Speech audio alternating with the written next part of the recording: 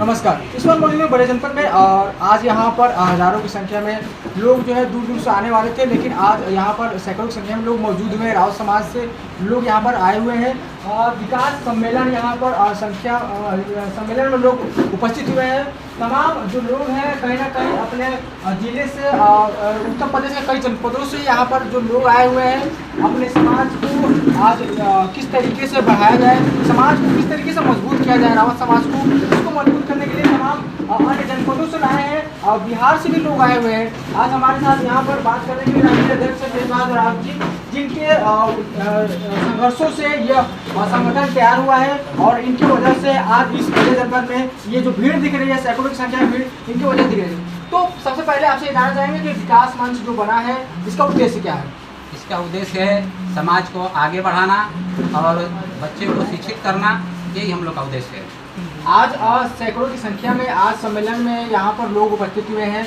क्या कुछ रावत समाज के लोगों के लिए उनके संदेश देना चाहेंगे?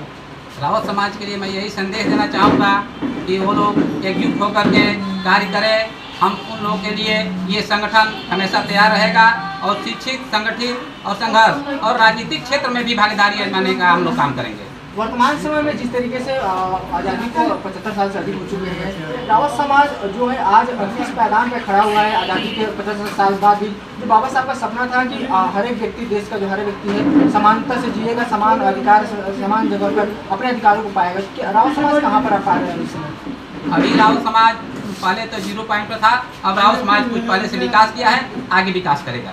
जी अनुप जी, आपसे आपकी चर्चाएँ जो है कि आपके समाज में बहुत होती है, कहीं ना कहीं आप शिक्षा होने के साथ साथ अपने परिवार को मजबूत करें, राजनीतिक क्षेत्र में भी और शिक्षा के क्षेत्र में, तो रावत समाज के लिए आप क्या कुछ कहना चाहेंगे? पहले तो मैं आपको धन्यवाद देना चाहता हूँ कि रावत समाज के लिए हम लोग आखिरी प्रयास कर रहे हैं और जब तक ले रावत समाज मुख्य धारा में नहीं जुटेगा तो हमारे समाज का विकास नहीं होगा। दूसरी बात यह है कि राजनीति में हमारे समाज को रुचि होना चाहिए और ख़ास तौर से पक्ष और विपक्ष के लोगों से मैं कहना चाहता हूँ, जो सरकार चलाते हैं, जो विपक्ष में बैठे हैं, हमारे समाज पर जितने हमारे समाज की संख्या, वाल्मीकि समाज की संख्या जितना ज़्यादा है, हमको टिकट सरकार नहीं देती है, विपक्ष देता है, तो सरकार और हर पार्टियाँ तो मुख्य धारा में जोड़ने की बात करती है लेकिन टिकट नहीं देती है। तो मैं दोनों पार्टियों से अपील करता हूँ कि हमारे समाज को आगे बढ़ाएं। जब तक ले मुख्य धारा में नहीं जुटेगा तो समाज आगे नहीं बढ़ेगा। और हिंदुस्तान की राजनीति पर तमाम नेताओं ने इस बात को कहा है कि हर समाज को, ये समाज एक आईना है, समाज एक मुट्ठी है। जब तक मुख्य धारा में नहीं जुटेगा तो कैसे मान लें कि भारत का विकास हो गया है? भारत का विकास तभी हो सकता है जब हमारे तमाम अंतिम समाज के पैदान के लोग जो खड़े हैं, जो एक दूसरे को साफ सफाई में लगे हुए हैं, जब तक वो मुख्य धारा से जुटकर अपने प्रभाव को, अपने एमपी नहीं बनेंगे, विधायक नहीं बनेंगे, तो तब देश का आज़ादी कब कैसे मान लें? आज़ादी वर्तमान समय में जिस तरीके से रावत समाज को तमाम जो है परेशानियों का सामना करना पड़ रहा है, तमाम व्यवस्था होने के बाद भी, तमाम संविधान होने के बाद भी, तो इसका मुख्य कारण क्या हो सकता है? कहीं ना कहीं एक शिक्षा है जो समाज में शिक्षा कहीं कहीं दूर है, जिसकी वजह से वो अपने अधिकारों को नहीं जान पा रहा है, जिसके कारण वो अपने अधिकारों को नहीं पा रहा है। जी सर, इसका मुख्य कारण यह है कि जितने प्रदेश और देश की सरकारें बनी, वो लोग जितने जो बड़े देश प्रदेश चलाने वाले जो सरकारें थी, वो लोग नहीं जानते थे कि समाज, वाल्मीकि समाज, रावत समाज भी ये समाज का हिस्सा है, क्योंकि ये लोग ज़्यादा ध्यान भी नहीं दिए। अब ये जो सरकारें जो चल रही है, जो सरकार आने वाली है, चाहे कोई भी सरकार है पक्ष विपक्ष का, अब समझ रही है कि भाई ये देश में तभी स्वतंत्रता होगा, तब देश तभी आज़ादी कहलाएगी जब वाल्मीकि समाज को जोड़ा जाएगा। और वाल्मीकि समाज की संख्या देश में बहुत ज़्यादा है, लेकिन अब समाज जग रहा है अपना अधिकार लेने के लिए। और आशा विश्वास करता हूँ कि बड़े नेताओं से मैं अपील भी करता हूँ कि जब तक ये मुख्य धारा में जुटेगा नहीं समाज, तो देश का विकास और देश की आज़ादी हम नहीं मान सकते हैं। आने वाले समय में सारे लोग एकजुट होना पड़ेगा, अपनी आवाज़ को रखना पड़ेगा। अभी देश में जो सुप्रीम कोर्ट ने ये निर्णय दिया था कि हिंदुस्तान के वाल्मीकि समाजों को इतना ध्यान दिया जाए, हम लोग अपील करते हैं सरकार से, पक्ष से, विपक्ष से कि हम लोग ये मांगे कि मान लिया जाए, इसलिए कि हमारा समाज बहुत पिछड़ा हुआ है। और बाबा साहब ने ये बात कहा कि समाज के अंतिम व्यक्ति को जब तक मुख्य धारा में नहीं जोड़ेंगे तो तब तो देश की आज़ादी को मान नहीं होगा। जी, बलिया जनपद में यह कार्यक्रम हो रहा है और आप बलिया के जिलाध्यक्ष भी हैं, तो क्या कुछ कहना चाहेंगे? देखिए, हम तो कहना ये चाहेंगे कि हम अपने समाज को एकत्रित कर रहे हैं, उनको संदेश दे रहे हैं कि अपने बच्चों को पढ़ाएं लिखाएं और जो हमारी हकें हैं, जो मांगे हमारी है, अगर नहीं मिलता है तो हम छीनने का भी काम करेंगे। हमारी जब ताकत रहेगी तो मैं किसी से डरने वाला नहीं हूँ और हम अपनी मांगे जो है, समाज के मांगे हैं, जो भी समस्याएं हैं उसको दूर करने के लिए हम लोग सक्षम है, तैयार हैं। इससे लिए किसी से हम लोग को डरने की कोई बात नहीं। नगर पालिका में जिस तरीके से सफाई कर्मियों को लेकर पटाखा किया जाता है चेयरमैन और लोग द्वारा, तो उसको लेकर के क्या कुछ है आपके पास, क्या किस तरीके से आप संगठन में लोगों की मदद करते हैं? देखिए, हम लोग जियो जानते हैं, हम लोग नगर पालिका की रत्ती जियो जानते हैं, इसलिए हम लोग जी जाते हैं। नहीं तो ये लोग हम लोग को चलने नहीं देते। यहाँ की नगर पालिका के जो चल रहा है, यहाँ की नगर पालिका जो है जो भी चेयरमैन है चाहिए है, हम लोग की मांगे एकदम तुरंत करते हैं, इसलिए कि डरते हैं सब। हम एक ही वो रखते हैं कि हमारा मांग पूरा करो, और नहीं तो हम हड़ताल नहीं तोड़ेंगे। हमारा संगठन मजबूत है, नहीं तो तुमको लखनऊ से लेकर दिल्ली तक तुमको बेचकर कर रख देंगे हम।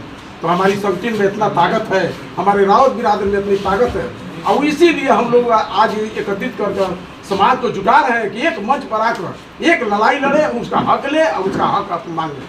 उत्तर प्रदेश में आप प्रदेश अध्यक्ष हैं इस संगठन में, क्या कुछ रावत समाज को आप इस मंच के माध्यम से और चैनल के माध्यम से क्या कुछ संदेश देना चाहिए? इस तरीके से प्रदेश में रावत समाज की स्थिति इस समय शिक्षा को लेकर के, व्यवसाय को लेकर के, रोजगार को लेकर के, उसको लेकर आप क्या कुछ संदेश देना चाहेंगे? सर्वप्रथम हम आपके चैनल को और आपको वंदन अभिनंदन करते हैं, और इस आशय के साथ कि मेरी आवाज़ सरकार तक पहुंचाएं।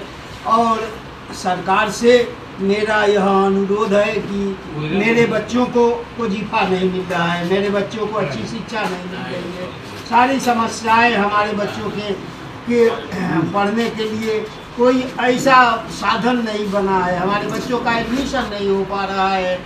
तो इसके साथ ही मैं कहना चाहूँगा प्रदेश अध्यक्ष के नाते कि मैं शासन से, प्रशासन से यह निवेदन करूंगा कि हमारे ऊपर ध्यान दे। मेरी संख्या उतनी भी कम नहीं है, मेरी संख्या एक गणनीय है, और हम एकजुट हो गए हैं अपनी मांग के लेकर। और मैं अब सरकार से निवेदन बार बार करूंगा कि मेरी समस्याओं पर ध्यान दे और मेरी समस्याओं को सुने। मातृ शक्ति होती है, माँ जननी होती है, माँ जितनी प्रधान चलाते हैं बच्चों को जन्म देती है। आज माँ शक्ति के रूप में आप यहाँ को उपस्थित हैं, काफ़ी संख्या कम है, लेकिन आपने जो शुरुआत किया, आपसे प्रेरणा लेकर हजारों की संख्या जो पीछे आपसे खड़ी होगी महिलाओं की।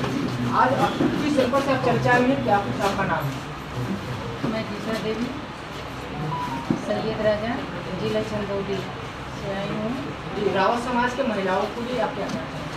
रावत समाज की महिलाओं के लिए ये हम कहना चाहेंगे कि जितने बच्चे को आरक्षण मिलना चाहिए और बच्चे पढ़ाई में, शिक्षा में आगे बढ़े, और जो उनकी मांगे पूरी। जो महिला है, आप जनपद आई हैं, क्या कुछ कहना चाहेंगी संगठन को मजबूत करने के लिए? आप जो है अपने समाज के जो महिलाएं हैं, जो कहीं ना कहीं अपने घर से बाहर नहीं करती हैं, कहीं ना कहीं उनके अंदर संकोच है, कहीं ना कहीं उनके अंदर डर है, शिक्षा का अभाव है, निडरता के कारण जो है कि अपने घर से बाहर नहीं निकलती है, तो आप उन महिलाओं के लिए क्या संदेश देना चाहेंगी और अपने संगठन को मजबूत करने के लिए क्या कुछ आप करेंगे? मैं सुनीता देवी जिला चंदौली से। मेरा संदेश यही है कि इस जो रावत मंच जो संगठन बना है, आज बेहद खुशी हो रही है हमको, अभी आज पहली बार जो इस महिला का आज यहाँ स्वागत किया जा रहा है इस मंच में।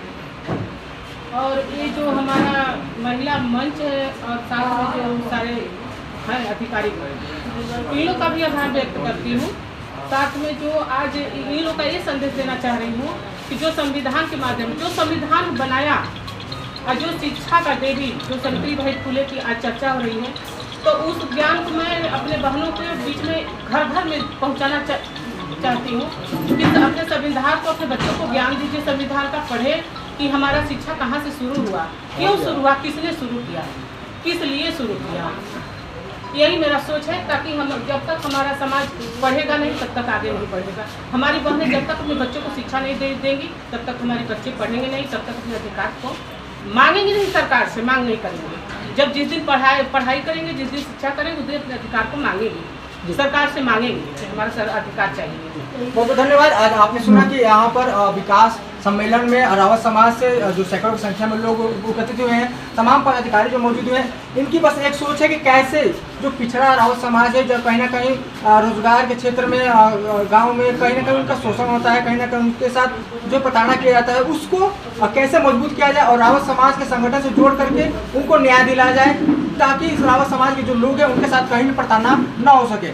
इसके लिए तमाम जो टीम है प्रदेश के जनपदों में पदाधिकारी बनाए जा चुके हैं। संगठन को मजबूत करने के लिए लोगों को जोड़ा जा रहा है। महिलाएं भी बढ़ चढ़ के इस संगठन में हिस्सा ले रही हैं।